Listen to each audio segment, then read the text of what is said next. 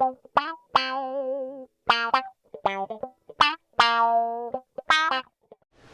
guys, hello. This is Sir Yuri, and today we have another great topic to talk about. And today's topic, I'm gonna talk about the characteristics of the ego. I posted this in my blog at theridion.blogspot.com, and today I'm just going to elaborate some of the things that you could learn. What's the characteristic of the ego? Okay, in the first place, the ego is not bad. Okay, there are two types of ego: the lower ego and the higher ego. The higher ego is the one that pushes you forward, makes you want to become a better person. And now, the lower ego is the one on the negative side. Okay? I'm just going to highlight some of the characteristic of the lower ego, and I hope after this video it could serve as a checklist or a guide for you to be able to monitor your attitude, okay? How you treat life.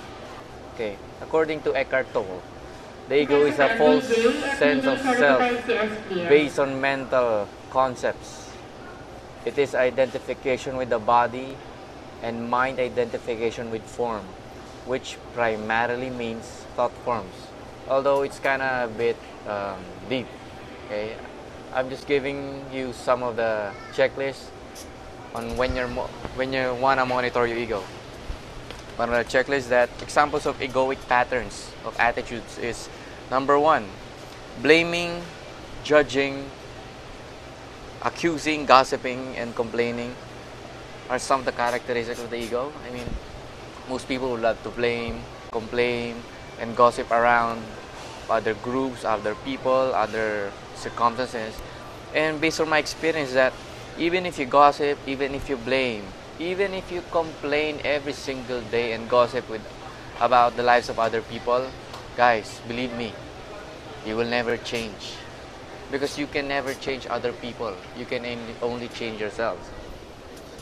Now we're in the grocery and I'm buying some stuffs because I have to eat too. I'm just like you guys. Okay? Some of the characteristics of the human ego is identifying with mental positions, needing to be right, needing to have enemies, applying negative mental labels to people. Most of the time, people would love to want to be right in discussions, in debates, and madalas gusto rin nila wanna look supreme because of other people, right? And it's really never a good picture whenever they do that. Next is demanding recognition for something you did and getting angry or upset if you don't get it. Next, trying to get attention by talking about your problems, the story of your illness, or making a sense. Okay? Even if you talk about your problems all day, guys, it will never change you. Okay? I mean, what's there to talk about? Anyway, it's problems. Why not, instead of talking about your problems, talk about the good things that happen to you? Okay? Next is trying to get attention by talking about your problems. Oh, I just said it a while ago. Next, giving your opinion when nobody has asked for it. It makes no difference to the situation. Next, being more concerned with how other people sees you than with the other person, which is to say, using other people for egoic reflection or an ego enhancer. Next, trying to make an impression on others through possessions, knowledge, good looks, status, physical strength, and so on. Bringing about temporary ego inflation through angry reaction against something or someone, taking things personally, feeling offended, making yourself right and others wrong through futile mental or verbal complaining, wanting to be seen or to appear important, taking things personally and feeling offended are egoic patterns, making yourself right and others wrong. It's never a good picture. Okay?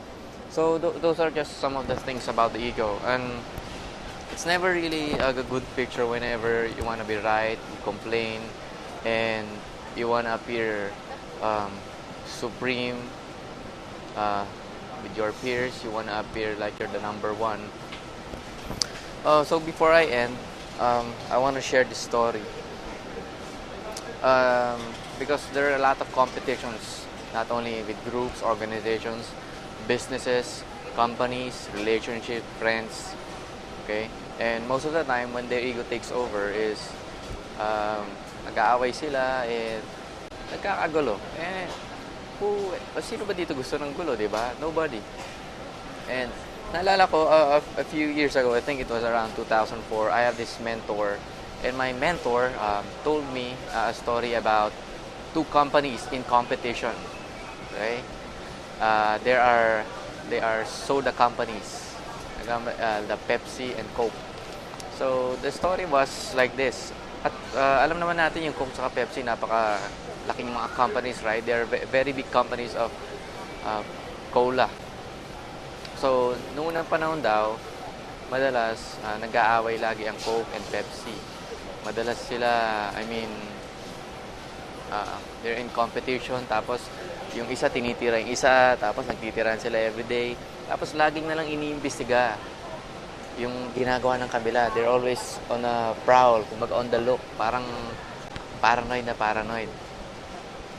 Tapos dumating daw in time na nagsawa na yung Coke na tinitira yung Pepsi.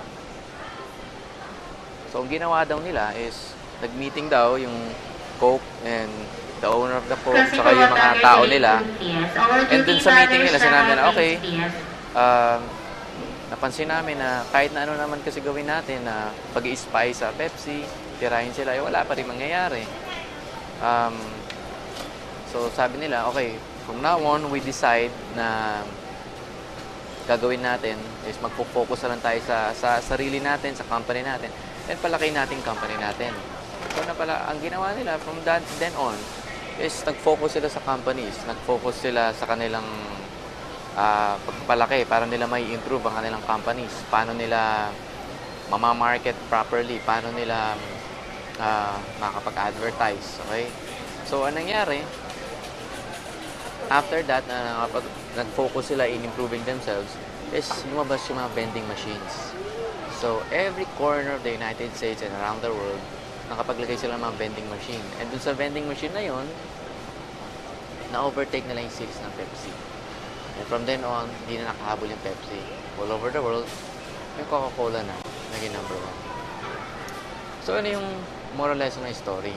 The moral lesson ng story, guys, is no matter how much na tignan mo yung kabilang group, or another person, another individual, or no matter how much you complain or blame, or complain sa mga nangyayari sa ibang tao, it will never change you.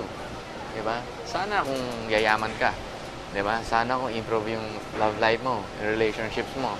Pero based naman sa experiences natin na lagi lang nagkakagulo, lagi lang, it's not a good picture. So, to end this one is, my advice is only if you want to improve yourself, if you want to improve your company, if you want to improve your business, all you must do is focus on yourself and develop yourself so much to the point na wala ka ng time i-spend mag-criticize ng ibang tao, ng ibang groups o ibang organization.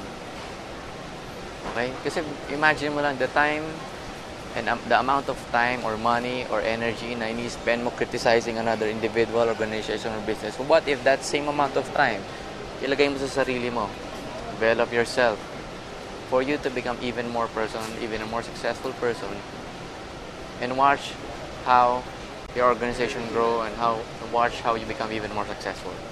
And that's it for today, guys. And magro-grocery pa ako, and this is Sir Yuri. I'll see you again soon.